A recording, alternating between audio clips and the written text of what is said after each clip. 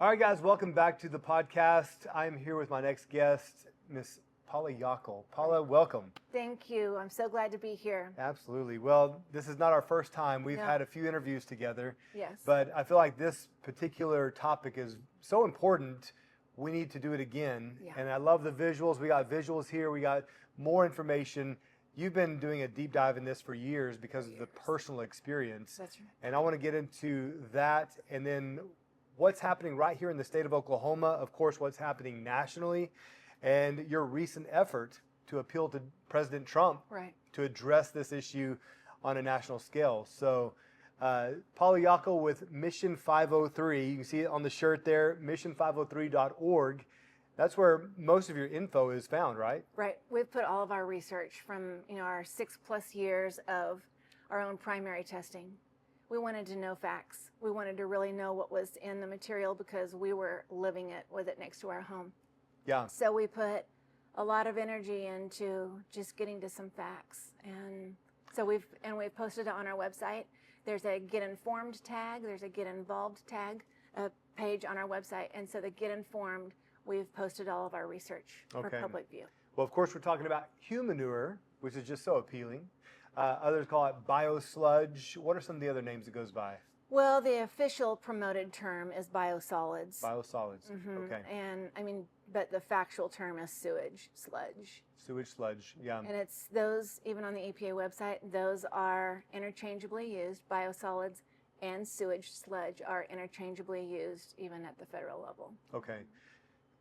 Mission 503, it got its name because of a provision in law that has the number 503. Tell us about that. 40 CFR Part 503 is the official federal regulation that gives guidance to states on how to dispose of their municipal sewage.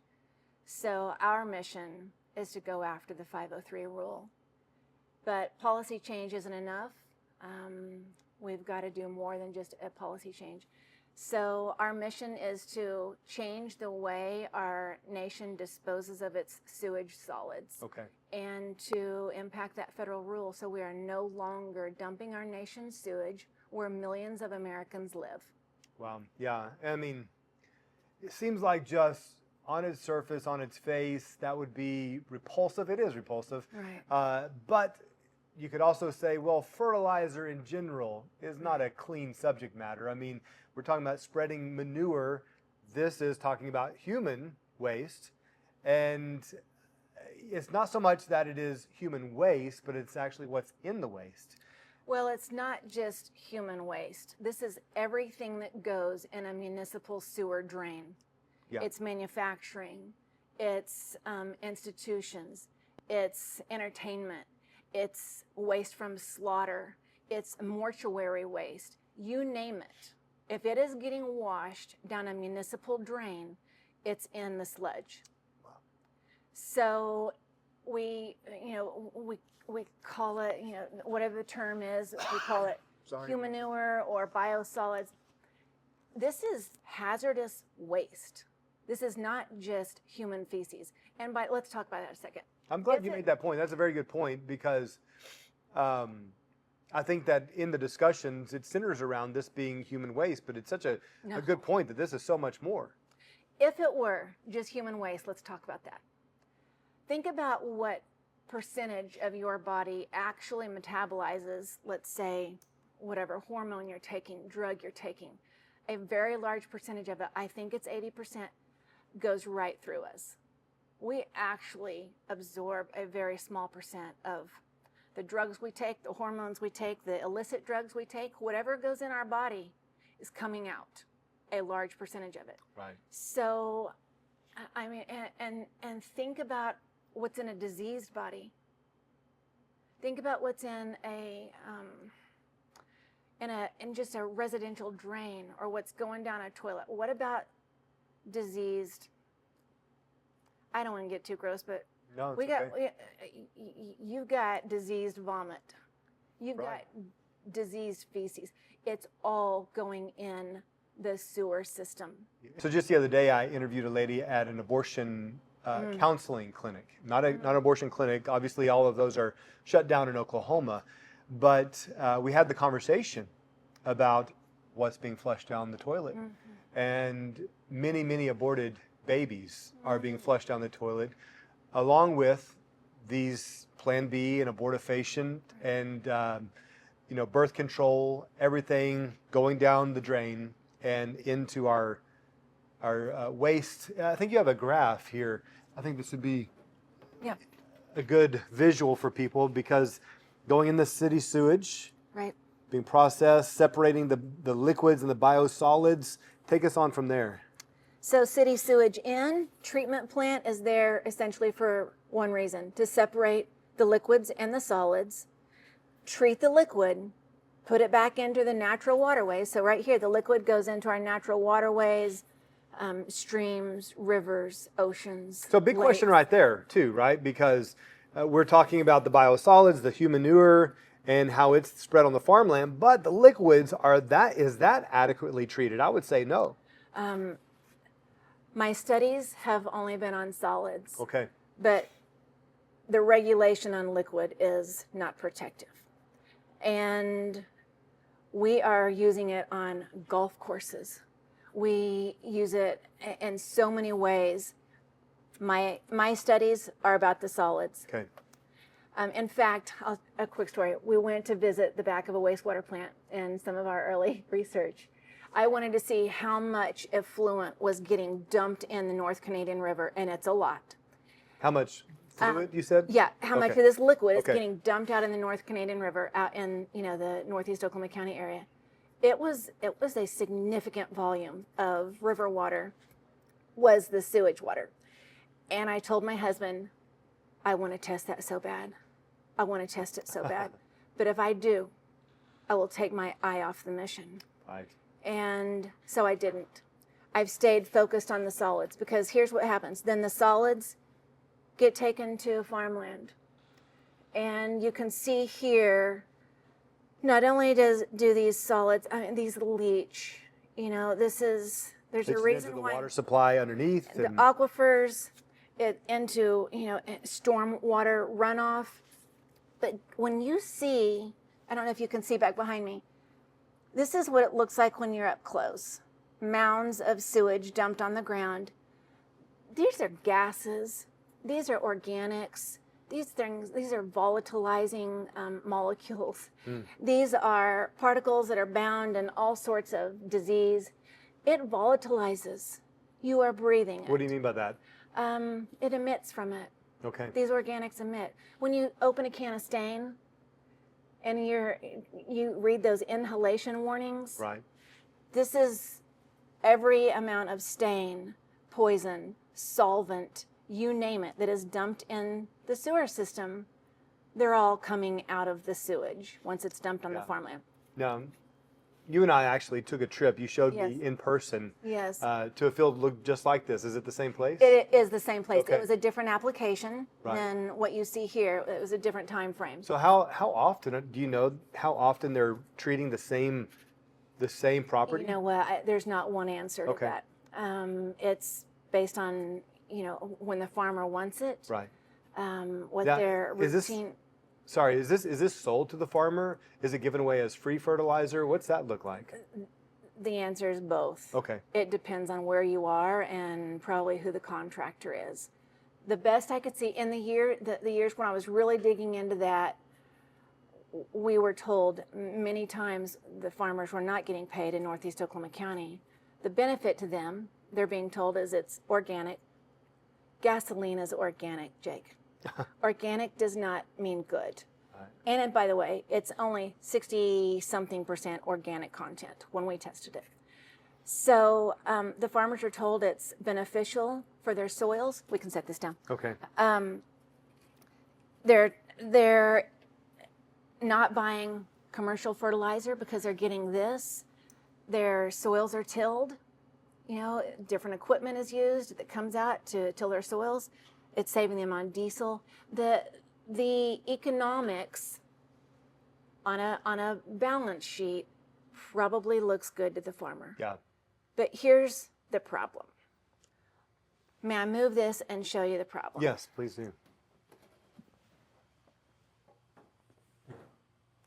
Our farmers are told it's beneficial, it's helping their budgets, saving them money. But the problem is, the only thing, well, one of the thousands of problems with this is what's regulated. This little box, 9 metals and 1 fecal indicator, okay?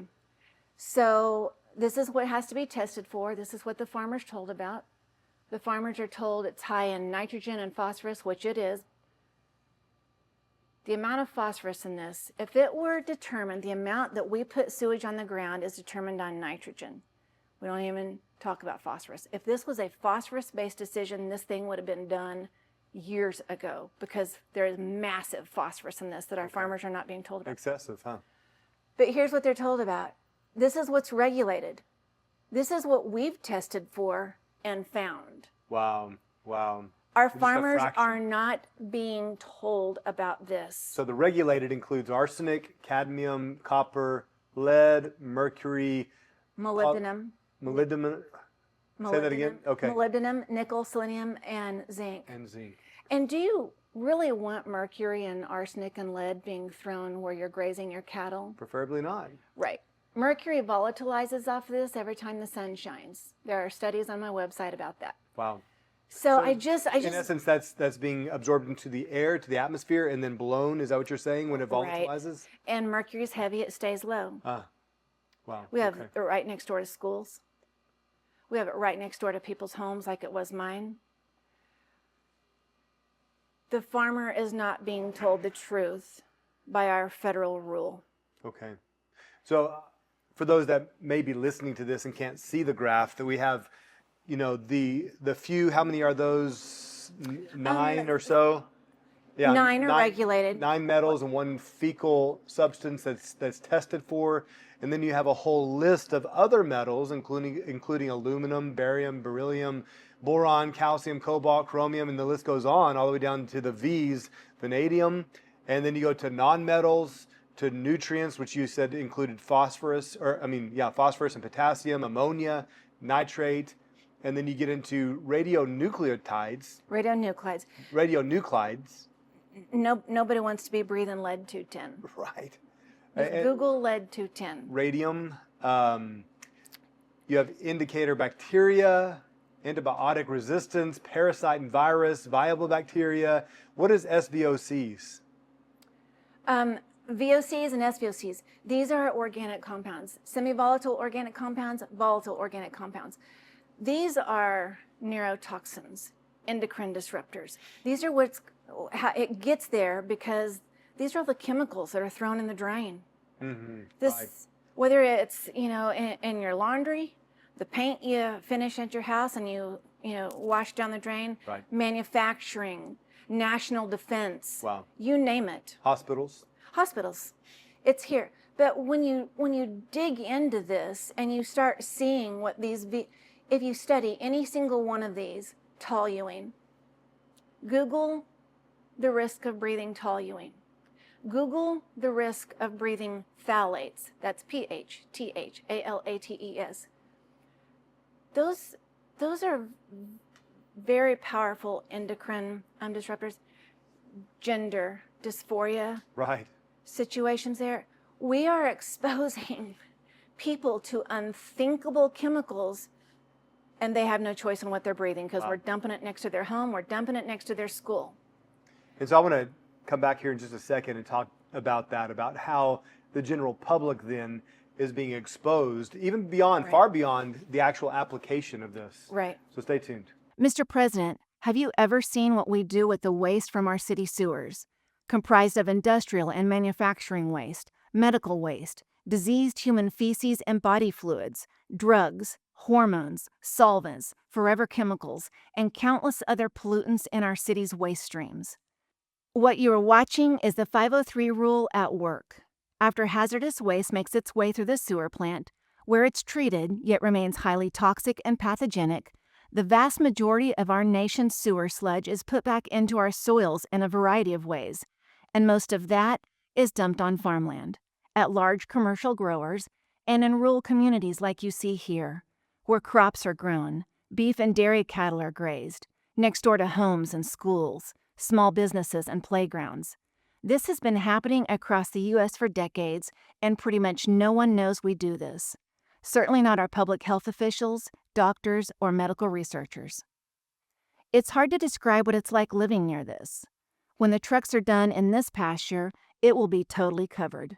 The toxic gases, vapors, and pathogens emitting from this sludge, and the stench and flies will travel for miles. All right, welcome back. I'm here with Paula with Mission 503. You can find out more about her work at mission503.org. Paula, we were just talking about the application of human sewage. We looked at the process of how it goes from the city, all of the various drains from around the city. Anything that goes down a drain is going to be collected in the city treatment, the water treatment plant, where the liquids and solids, the wastewater treatment, the liquids and solids separated, the liquids sent back out to our natural water supplies, like our rivers and lakes, which is disturbing in itself. But you said you held off on diving into that because you wanted to stay focused on this mission, which is the solid part of it, the Humanure, the Biosolids, the BioSludge. And where does that go? Well, as we talked about, it goes to the farmland, sold or given away as cheap, sold as effective fertilizer. We're looking at it and how it's anything but that. It's effective, but not in fertilizing. It's effective in poisoning, I would say. If you look at, we showed you the graph with all of the, I don't know, it looks like hundreds. I don't know if you know how many are listed here. I think there's over 140 congeners of dioxin, furan, dioxin like PCBs. I think they had over 110 VOCs, SVOCs, flame retardants. And this is just our personal testing. There are 350,000 known chemicals in use today. Wow. I mean, this is just our own personal testing. And we see in the top corner there the 9 metals that are tested for at the wastewater treatment plants. Do we know why they just focus on those 9? My understanding, and I think this is probably very close to accurate, is the rule was in place to, how do I say it, as a plant nutrient. Well, they wanted to look at things that could be toxic for agriculture. Oh, wow. And so they zeroed in on these few metals because those were determined to be, ones that agriculture would care about, that soil would care about. And we determined the 9 was the number, and we weren't going to test for anything else. And so it would make sense that they did not test for antibiotic resistance in plants. Not an issue for plants that I know of. Obviously an issue for us as humans, and a growing concern. And we're finding the substances that contribute to antibiotic resistance in this biosludge. As you know, antibiotic resistance is one of the major threats to modern medicine. 100% right. And more people lose their lives from antibiotic resistance than malaria and HIV. And that's on my website also. We pulled a study that we found on that. My family were hit often with MRSA infections. I knew something was causing these infections. And so, by the grace of God, we were able to collaborate with certainly among the nation's best, possibly the world's best antibiotic resistant research lab. Wow.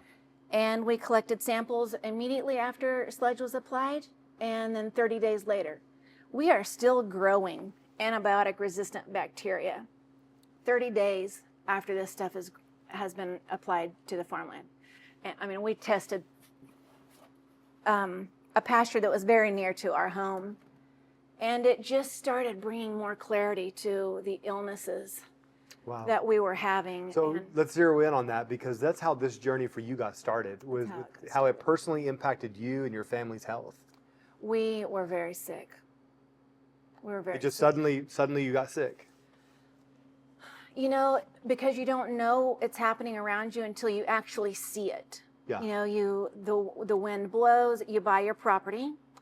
Nobody tells you you are buying property where they're going to dump sewage next to you. They don't have to disclose it. Why would they? It's promoted. Right. At the federal level, this is promoted, and the state level.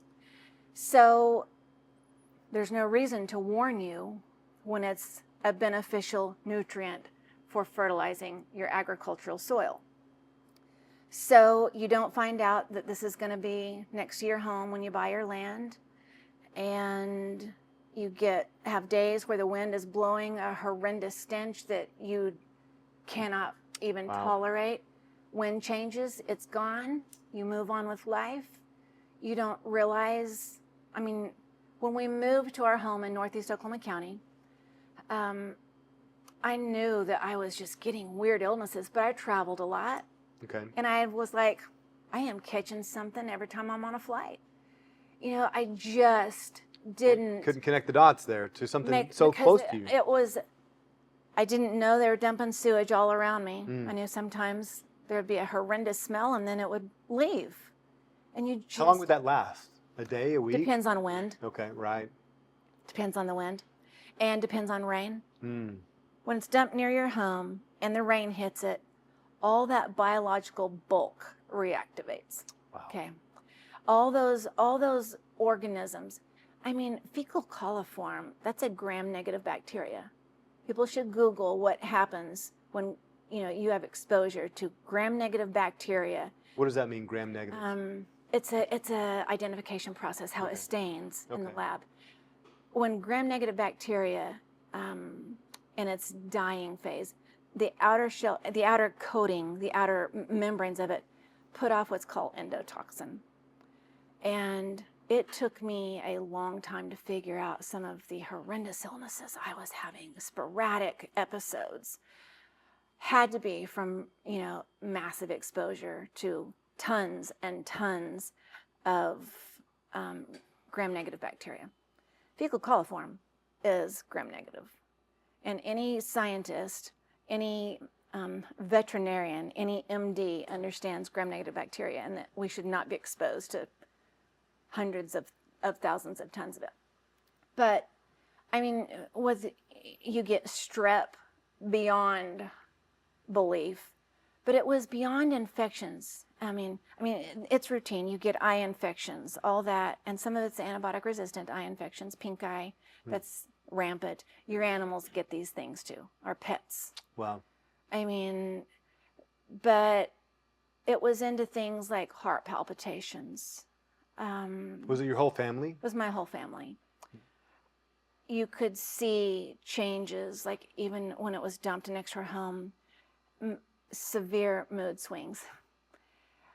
Well, the endocrine disruptors, right? These are neurotoxins. Wow. This is not just a little bacteria. This is not just a little odor. This is every kind of toxin in the culture concentrated and being blown into your life. Wow.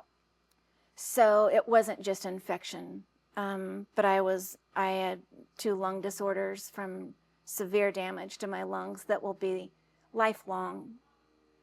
That chaps me. And, my son, when I was pregnant, they had just dumped next to my home a couple months before I became pregnant, and then 6 times near my home while I was pregnant. That's a significant impact on your pregnancy. And what impact did it have on you and your pregnancy? Well, I mean, and I, just didn't connect the dots at the time, but, I had severe weight loss during pregnancy. That's not normal. Right. And, we had to go in for special testing during my pregnancy, and, my baby had difficulties in pregnancy, but it was at his birth where I had a serious placenta abruption, which ends up not being so uncommon in our zip code.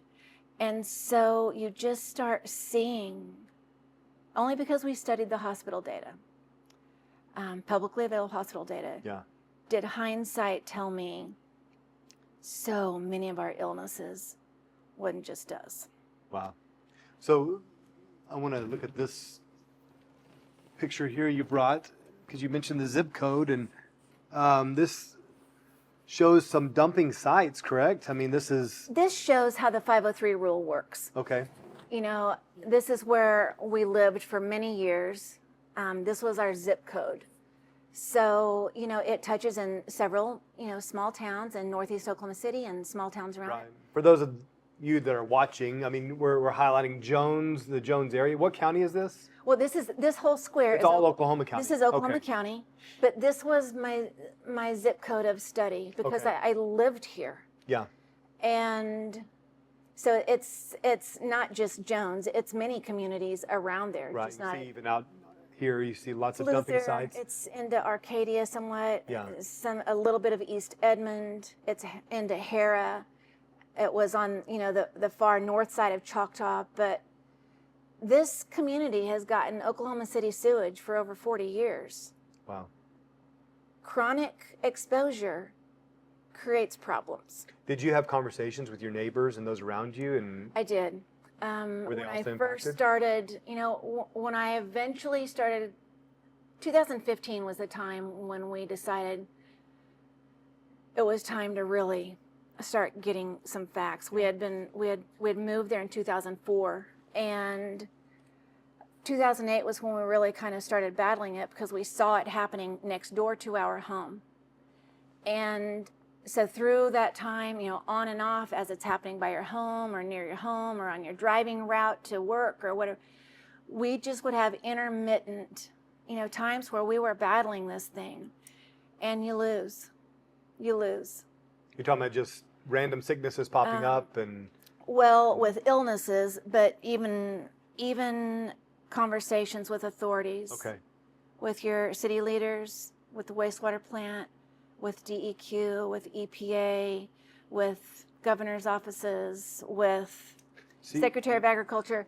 I mean, I'm a pretty persistent person. I wanted facts because I knew, and I didn't outline all of our illnesses, but what my family went through is unbelievable.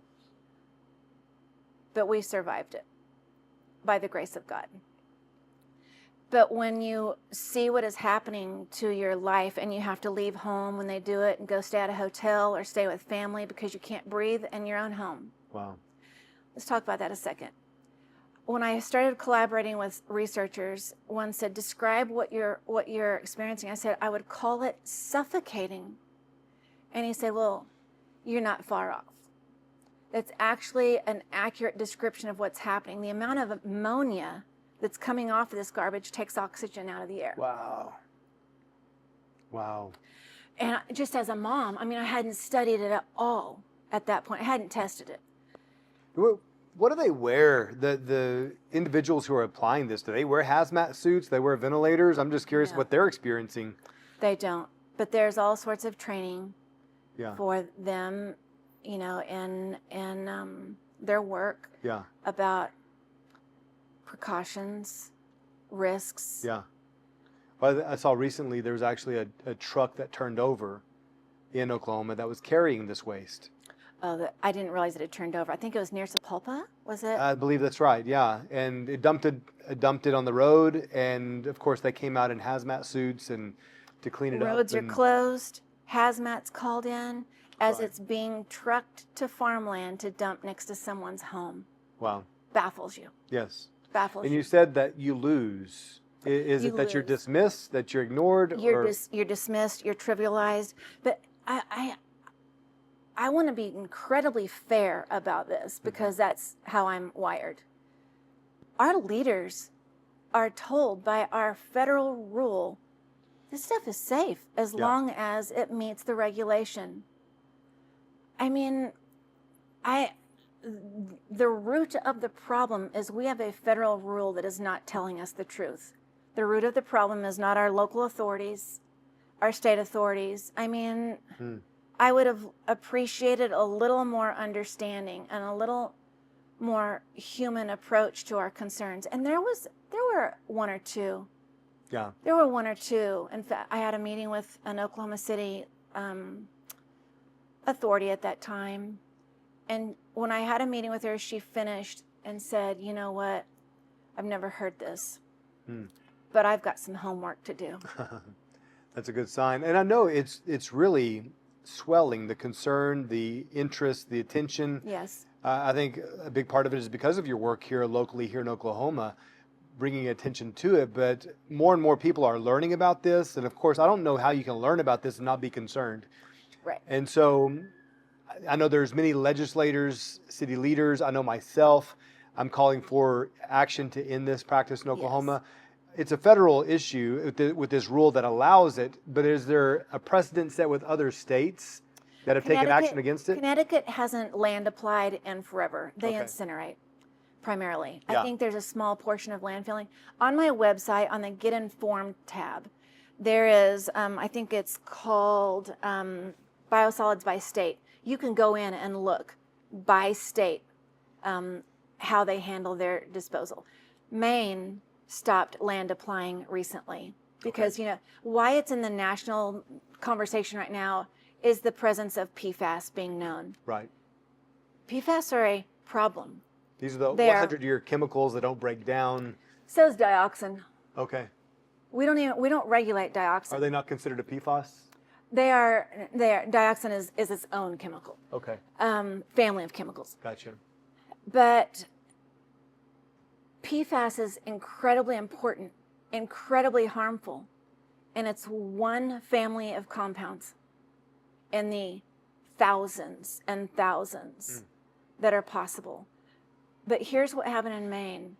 The farmers stepped up and said, look, this is harming us. Yeah. We are harmed, our livelihoods are harmed, we're losing our farms, our products are contaminated, you're shutting us down. And so the farmers went to town. Now, let's pause there. So they're shutting, the EPA, who's shutting them down?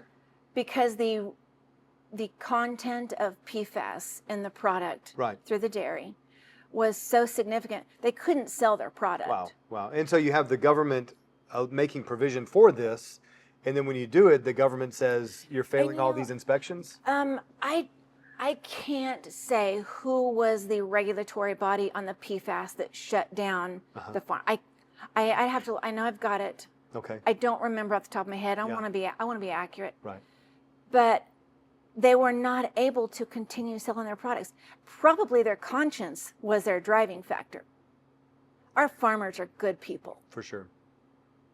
Our farmers are being deceived nationwide by this federal rule. This is why you actually made a recent appeal to President Trump.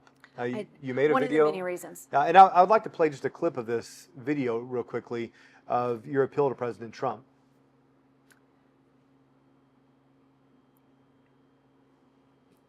All right. And what would you like to say coming out of that? Here's why we're asking for a meeting with President Trump.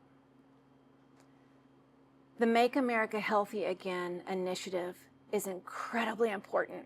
Yes, I'm all aboard. All that work is so fantastic. Yes.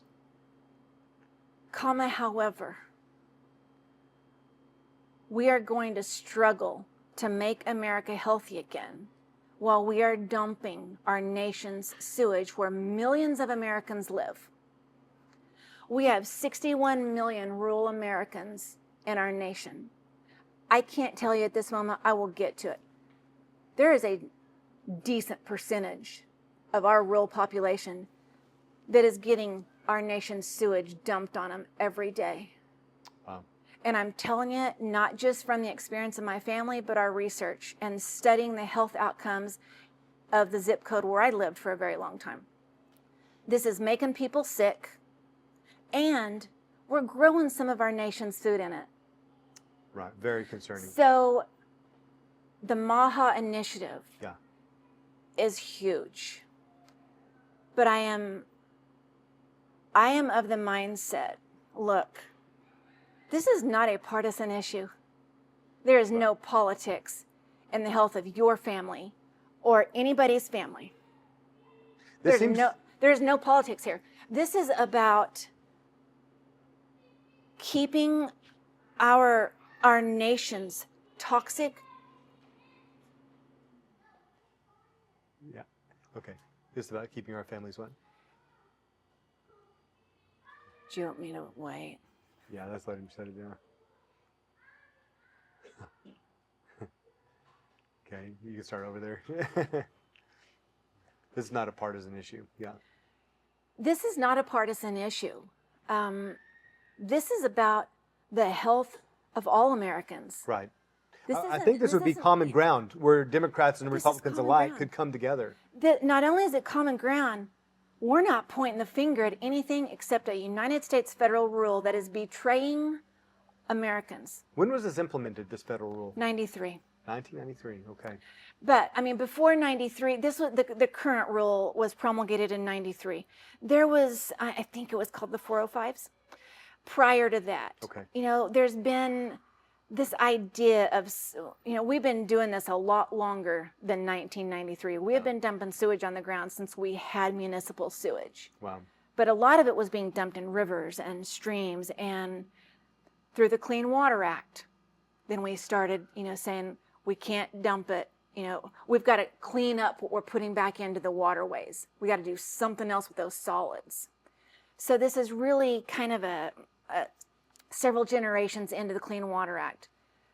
But we did not plan appropriately for responsible disposal of our sewage solids. Here's the problem.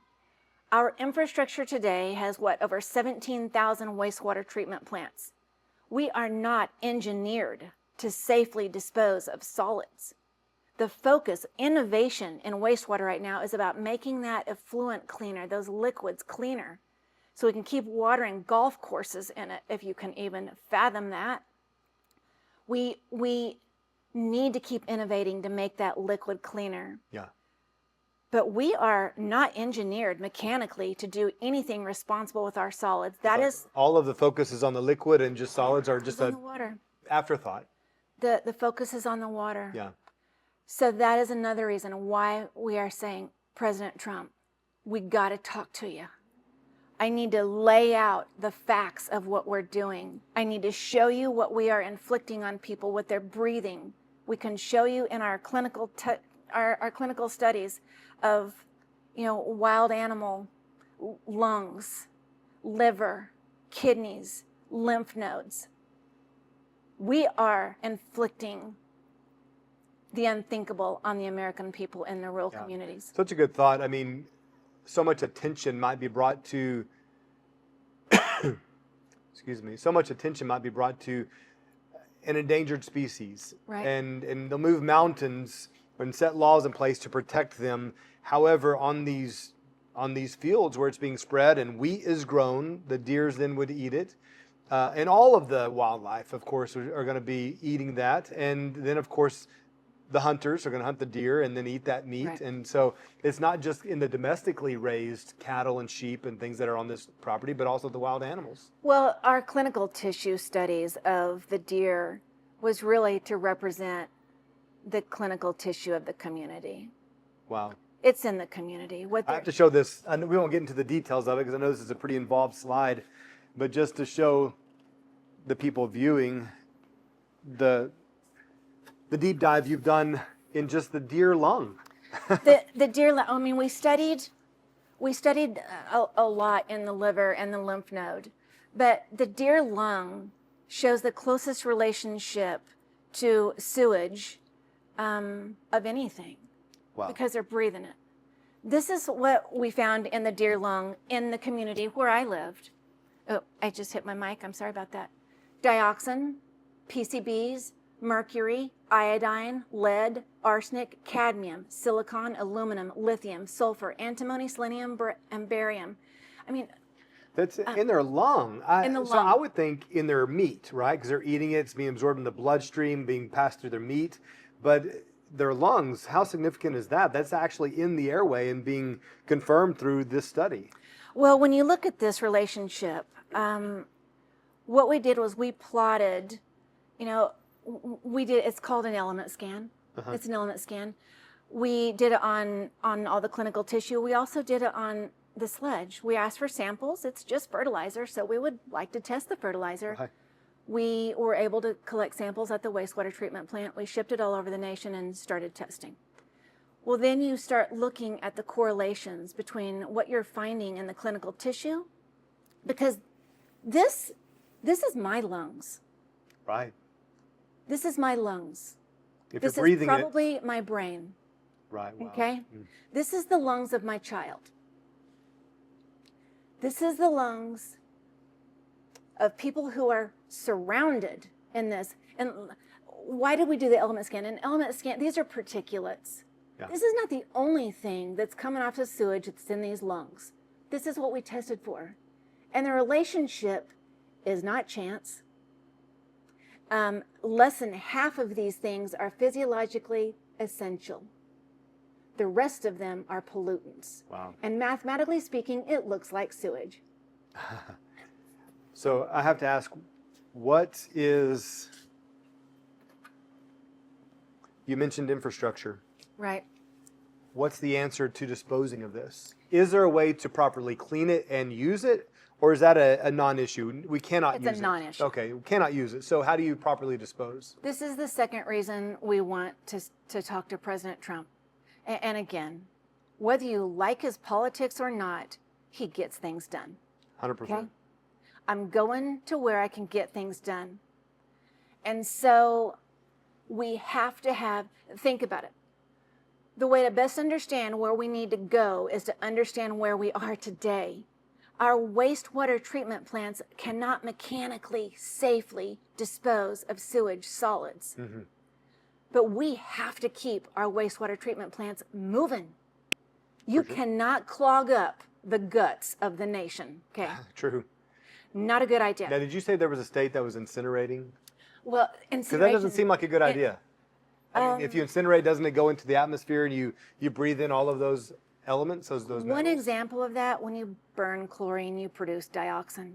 Uh-huh. Incineration is not in our set of options. Yeah. Okay. In Maine, started then landfilling and stopped their land application, started landfilling and then moving the sludge out of Maine and landfilling in Canada and other places. I mean, this happens around the planet. Let's be clear. It's not just us. But here's what has to happen. We have to keep our wastewater moving.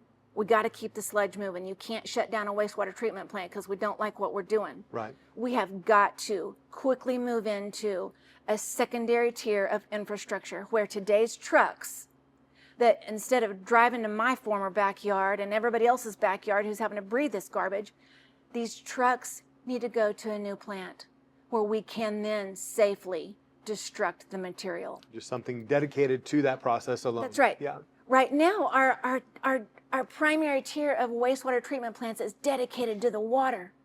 We need a secondary tier dedicated to the solids. Yeah. So those trucks leave stop one, and instead of taking a right to my backyard, my former backyard, it needs to take a left. Yeah. Do we know what happens in these plants? I mean, what kind of process would be needed, or does that need some more research?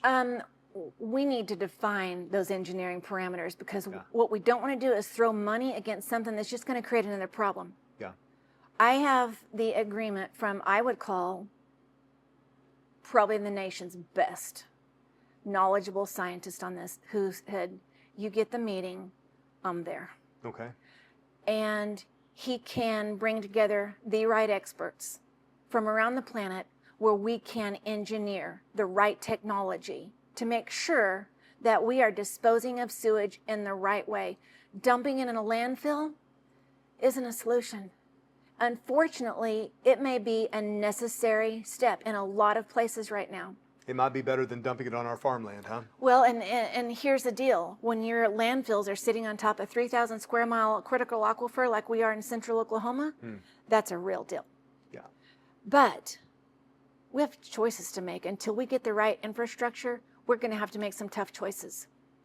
So that is why I'm calling for a meeting with President Trump, and I'm trying hard, and I'm on his team. I am trying to help make America healthy again also. Let's do this. So there it is, President Trump. We need you. We would like a meeting with you. Paula, her team, as you can see, they have done their homework. They have the information. We need a meeting. How about RFK Jr.? Would you settle for RFK Jr.? No, I need him. Yes, yes. I need him. We need to speak with someone on President Trump's team, RFK Jr. We love your work. We love what you're doing with the Maha movement. This information, you need to see it. There's lots more than we covered today, correct? We could talk for 4 or 5 months every day and not cover what we need to cover. But the bottom line is, if we want to make America healthy again, we've got to stop dumping our nation's sewage where millions of Americans live. That's it. That's the bottom line right there. That's the bottom line. It's got to be addressed. President Trump, we would love your help on this. We'd love to take care of this. Of course, when I'm elected governor, we're going to end this day one here in Oklahoma. That's right. We're going to end the application of Humanure BioSludge here in the state and work aggressively towards this, building this necessary infrastructure in the state of Oklahoma, but it needs to be happening nationally. And it's time to get this done. We're fighting for the nation. That's right. We're fighting for the health of our nation. Everybody. I don't care what political logo is on your shirt. I'm fighting for you. Amen. Amen. Paula, thank you so much. Thank you. Thank you for your work and for your time here today. Appreciate you. Absolutely. You guys go check it out, mission503.org. Also be sure to like, share, and subscribe to this show, and I'll see you next time. Our prayer is that God will deliver our nation from this wretched rule, and that He will continue to guide and protect you. Thank you for listening, and we hope to see you soon.